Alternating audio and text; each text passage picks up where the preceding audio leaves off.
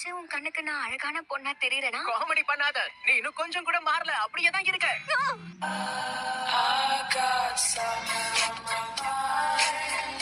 Sand வில்லேஜ்ல இவர்தான் சக்தி வாய்ந்த காசி காக்கி. அவர் மாயமா மறைஞ்சிட்டாரு. அப்படின்னா சாசுரி, இதுக்கு காரணம் நீதானா?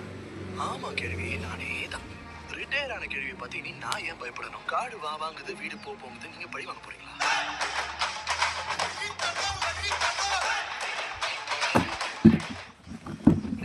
நீங்க நல்லா தானே இருக்கீங்க?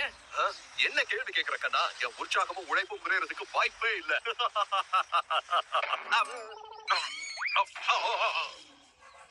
கைஸ் சென்சை,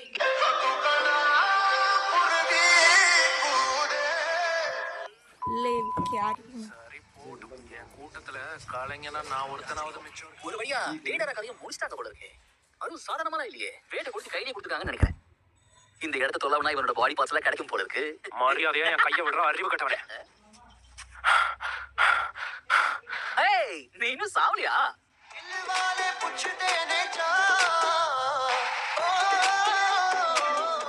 டோபி, கடவுளுக்கும் ஒரு அளவுக்கு தான் பொறுமை இருக்கும். இன்னொரு தடவை என்ன நீ கிண்டல் பண்ணனா உனக்கு பேசுறதுக்கு வாய் இருக்காது. அதுல பூ வந்து நினைச்சியா? வெடி அவனா கையில பிடிப்பானா? அவன் தான் உனக்கு எச்சரிக்கை கொடுத்தான்ல.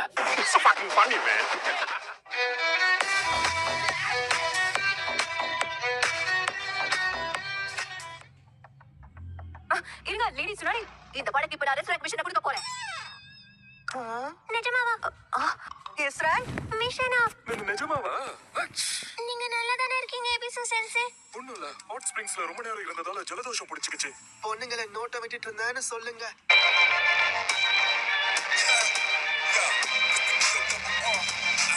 அவரோட பர்சனாலிட்டியை பொறுத்துதான் அவங்களுக்கு மோஸ்ட்லி நிக்நேம் வைப்பாங்க.